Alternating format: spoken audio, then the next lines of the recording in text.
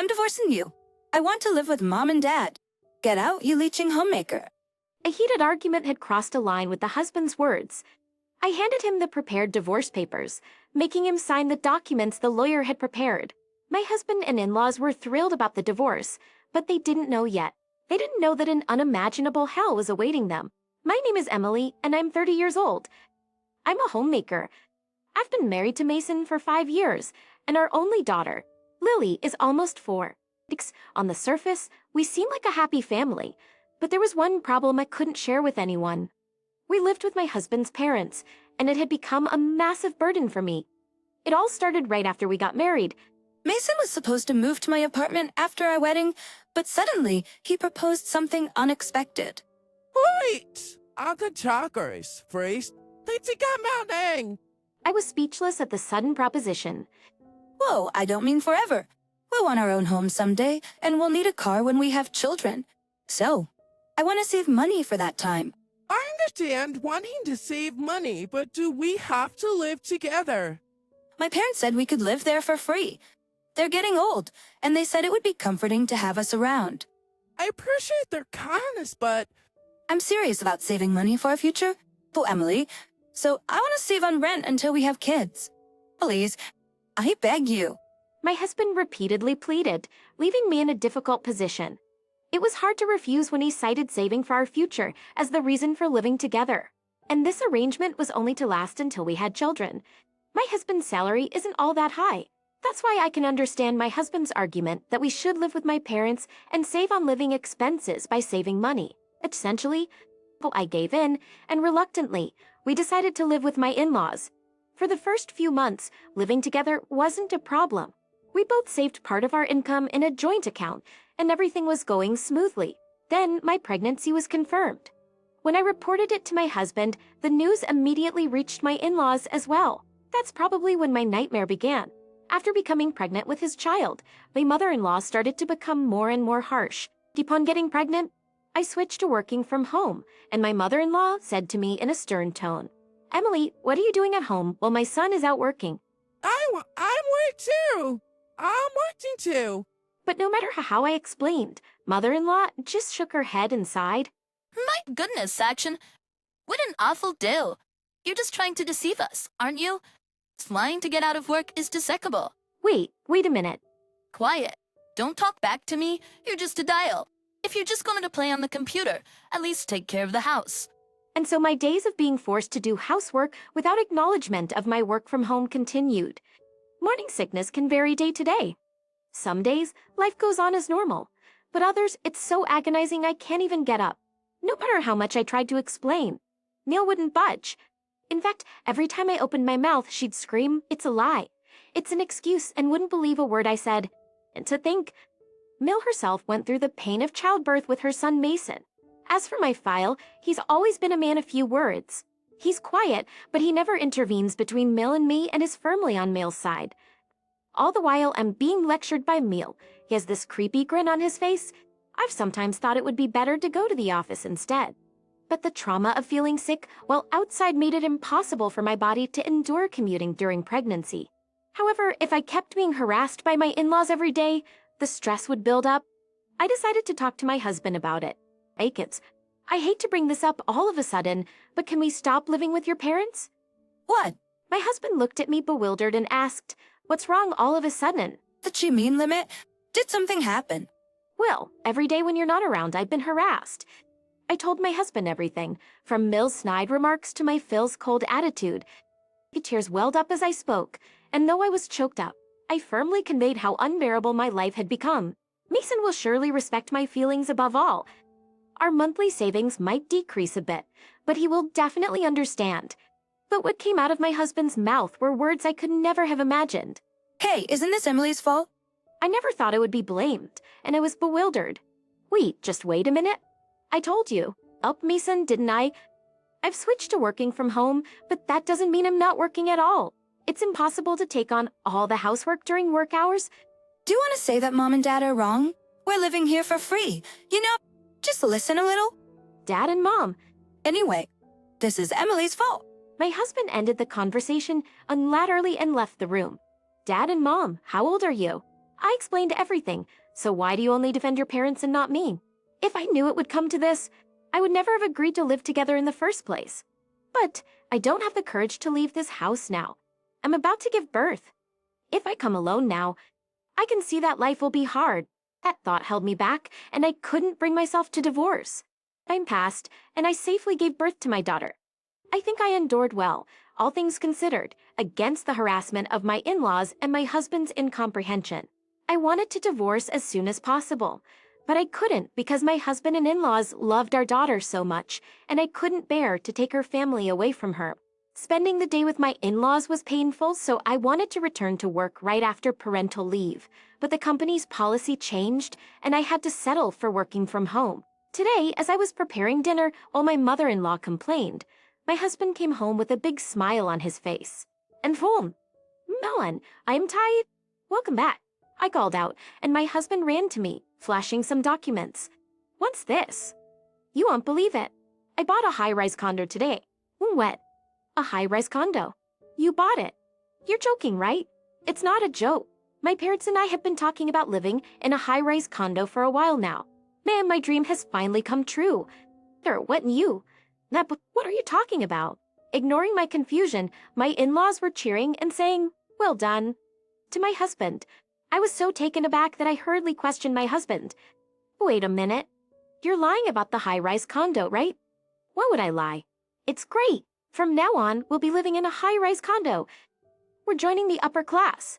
First, don't be ridiculous. I didn't hear anything about it, and we can't possibly live in a high-rise condo. But we can live in one, you know. I had an acquaintance push through the review for us, under the condition of paying double the deposit. What is this man suddenly talking about? I hadn't heard anything about living in a high-rise condo and doubling the deposit. Where would we get that kind of money? That's in my shock.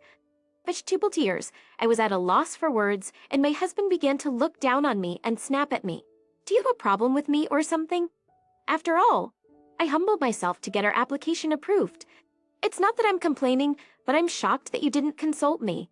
Why aren't you saying anything to me? What about our plans to save for a home and car? If I had told you, you would have just objected, right? I planned to live with my parents after we got married from the start, and I never ever intended to move out. What? What do you mean? Then what about saving money? I just made up something that sounded good. All I ever wanted was to live with Mom and Dad. That's all. My husband deceived me. I never knew he could have such a scheme. Anger began to bubble up inside me, and my voice grew harsher. What's that about? Don't be ridiculous. You prioritize living with your parents over our married life. What's wrong with that? I only married you for appearances. You just mess around at home saying you're working remotely.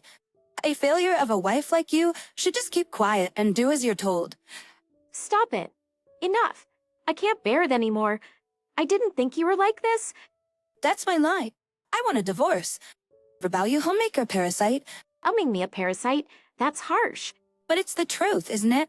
I don't need a failure like you. I'll live in a high-rise apartment with Mom and Dad. You're just in the way. I'll give you custody, but leave right away. Don't you find your own daughter cute? I'll tell you now, she's not cute because she looks like you. I was just pretending to dote on her.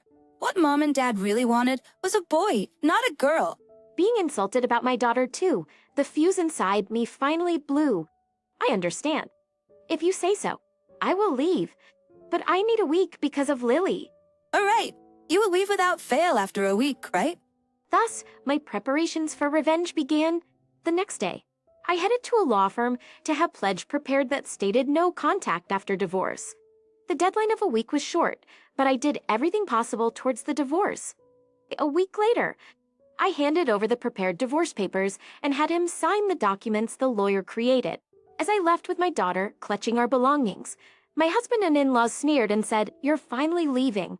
We're moving to a high-rise apartment soon, and it's going to be amazing." We can sell this house and use it for the new home's mortgage. As my daughter and I left my in-laws' home, I silently smiled to myself in my heart. They should enjoy themselves while they can. They'll have to face reality soon enough, right? A few months later, as expected, a call came from my husband. Emily, please help me. What, Holden? Stop the weird jokes. Please come back right now. If things continue like this, we'll be kicked out of the high-rise apartment. I thought it might be something like that. What? Yes, I knew it. I knew that my husband and his family would end up like this. You couldn't pay the loan, could you? How did you know that? Come on, it was obvious. Your salary isn't that high. At first, you managed to pay it off with the money from selling your family home, but now you can't, and you panicked and called me. That's it, right? If you know, then help us. Our joint account has less money than I thought. There should have been several $100,000 in there. If you know, then help us. Our joint account has less money than I thought. Of course, when we divorced, I withdrew exactly half the money. My husband seemed unaware, but during that 1 week when I was preparing for the divorce, I had withdrawn half the money from our joint account and transferred it to my own account. It seems he was relying on that money. Wait, taking it out on your own is unfair, isn't it? Unfair there! Downside, I thought it was something we both saved a fixed amount into after we got married.